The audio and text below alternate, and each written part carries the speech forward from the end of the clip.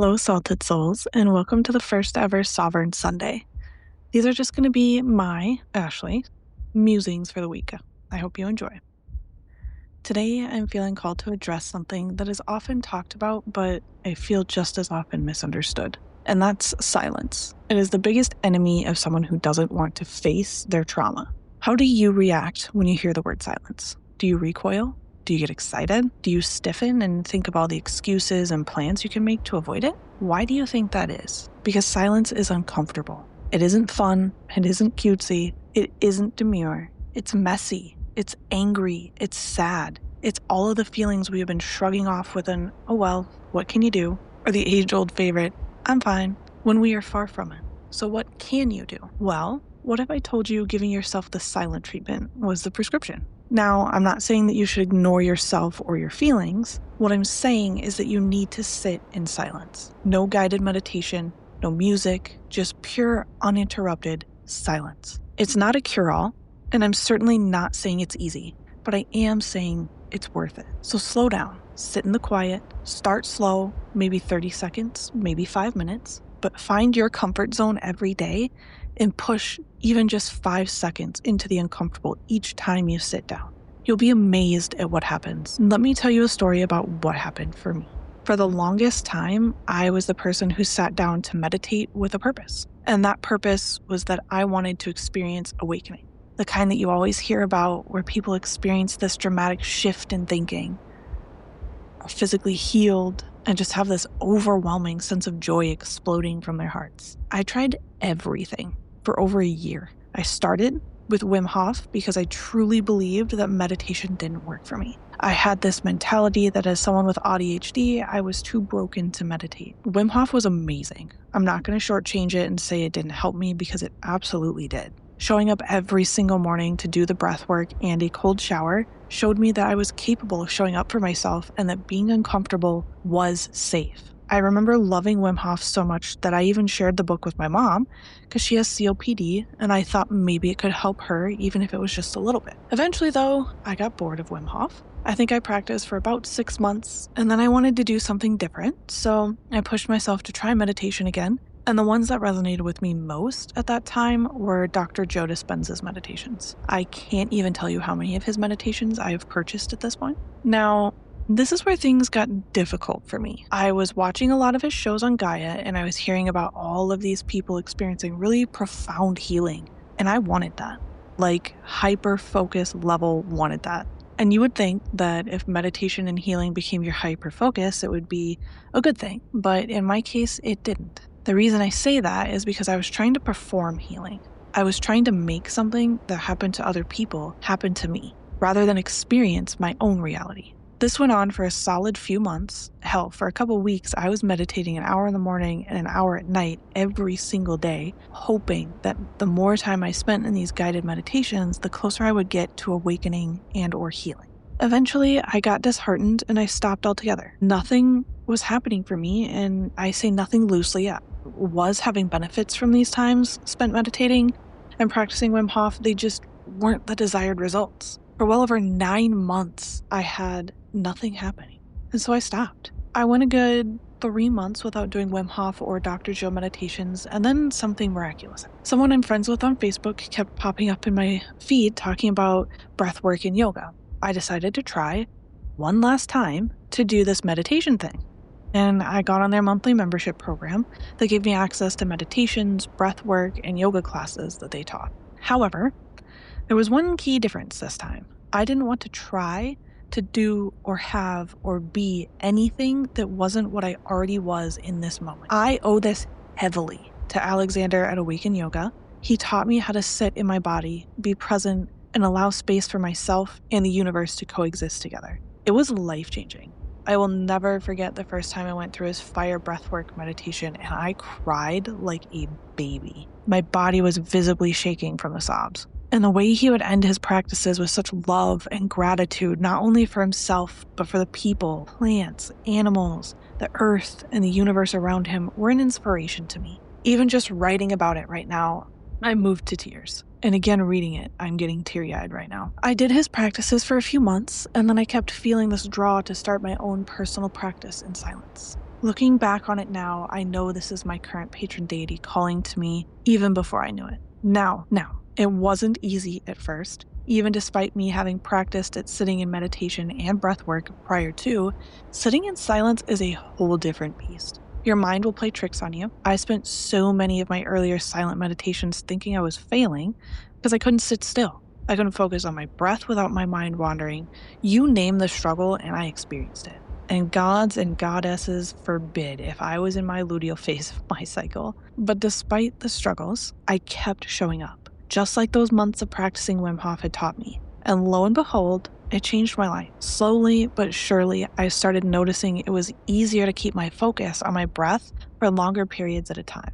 My body wasn't itching constantly, and after getting my meditation stool, my legs weren't going numb so fast. And with that ability to concentrate for longer periods, I noticed more emotional intelligence, more compassion, more patience, more understanding, and most importantly, for someone who suffers with anxiety and depression, I noticed more joy in the little things in life. This is when I had my breakthrough. Not the one I was pushing for all those times before, but the one that was meant for me. It did in fact come out of left field, like everyone who had experienced one before said theirs did. It took me by surprise, and funny enough, I wasn't even doing a silent meditation when it happened. I was actually doing a gateway experience meditation for fun. It was an incredible experience, and just thinking about it right now gives me goosebumps. I was finally quiet long enough for my soul to hear the call of the oak tree. This was my awakening, my merging of souls, if you will. Let me paint this beautiful picture for you. I sit down in my meditation area, which is a beautiful 3-foot wide by 4-foot long inlet in our half-story finished attic area. There's a window in this area that lets in a ton of natural light. I have a small face-sized copper pyramid hanging from the ceiling with the point directly above my crown chakra when I meditate. In the 4 corners of the space, I have a single copper ball each. I have my beautiful homegrown smudge stick in the front left corner and a face-sized amethyst in the back right corner. I'll try to remember to take photos of the area and post them when this comes out. The only bummer about my meditation space is that is the only window the AC can go in, but that honestly doesn't bother me or my meditations at all. I just don't have it on during those times. I also have some fake plants hanging along the walls and some fake vines outlining my window. I have a chakra piece hanging alongside me when I meditate, and I do also have some mala beads and my pendulum in there as well. Now, I sit down in this space with no expectations for what this meditation might bring. I'm simply wanting to experience the gateway meditation, as I said previously, for fun. I did the Wave 3 Freedom 5 questions, and in parentheses, I think it says 1996. You can find it on Spotify. It's in a playlist called The Gateway Experience, parentheses, Complete, and it's by Queen Polaris. The 5 questions that are asked during this meditation are as follows. 1, who am I? 2, where and who was I before I entered this physical being? 3, what is my purpose for this existence in physical matter reality?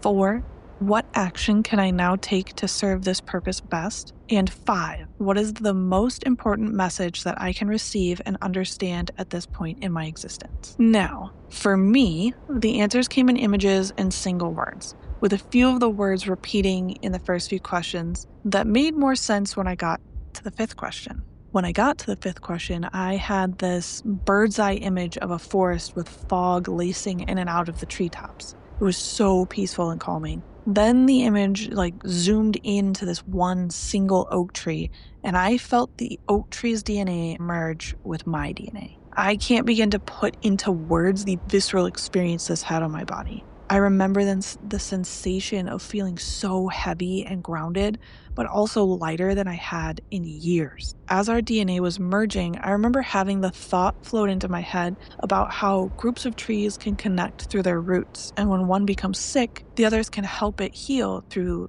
feeding it antibodies to whatever is happening to it, or just feeding it more water or whatever it needs through their roots. And how that is how I was meant to help others in this world, was through a similar process as the trees. I knew in my bones that the oak tree was my mentor and my healer on this journey, in this life. It took me a couple days to settle into this new state of being, and a couple weeks after this, I actually ended up stopping my meditation practice again, because I had an experience that took a lot of energy from me, and it took me almost a month to recoup. I will cover that in a different episode for Sovereign Sunday. Within that month, I did start working out, which was great for my body, but I stopped making time for silence in my life, which was really bad for my emotional and mental state, regardless of how tired I was. After just a single week of not prioritizing silence, I was getting more and more tired throughout my day. And after about 2 weeks, I was actually becoming angry in my day-to-day life, very short-tempered at work and at home. I was running on empty, and even things around the house were falling behind. Like, I hadn't vacuumed our house in over a month, and my partner was noticing it as well. I knew without even checking in with myself what the cause was, and I made a commitment to myself to get back into the swing of sitting in silence for at least 15 minutes a day, every single day.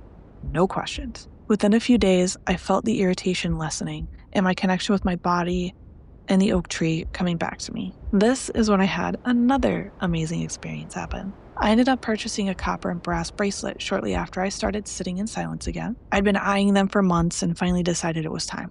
I had an inkling, as previously mentioned, that my patron deity was going to be changing. And sure enough, I sat down for my silence practice with my new bracelet on in my meditation space, and within minutes of dropping into silence, I felt the presence of my new deity. I had a rush of cold and hot run through my body from head to toe, and I felt this overwhelming sense of love and devotion wash over me. I didn't need to ask who it was. I knew. I was hesitant at first for reasons I won't name here on the podcast, nor will I mention who it is, as that is deeply personal to me. However, I accepted them as my patron deity, and I haven't looked back. It's been incredible thus far. I wouldn't be here writing this episode without them.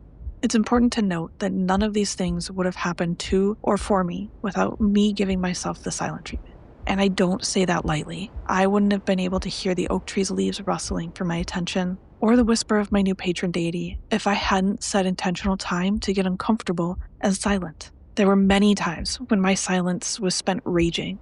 I would sit in my meditation space, tensing every single muscle in my body as hard as I could and silently rage screaming to the void, because that is what the silence asked of me, to feel the rage that I had suppressed for so long out of fear of being too much. Other times, my silence was spent uncontrollably sobbing because I had been holding on to sadness that had long since served its purpose, but I'd still been holding on to because I was afraid to witness it. I didn't tell you the oak tree and deity stories to glorify silence. I told them to you because I never would have gotten there if I hadn't been willing to get uncomfortable and hold space for what needed my attention. So again, I ask you, how do you react when you hear the word silence? Do you recoil? Do you get excited? Do you stiffen and think of all the excuses and plans you can make to avoid it? Why do you think that is? What are you so afraid you will hear if you let the silence speak? Until next time, remember, you are all of the lives you've lived before, and all of the lives you've yet to live. You are infinite.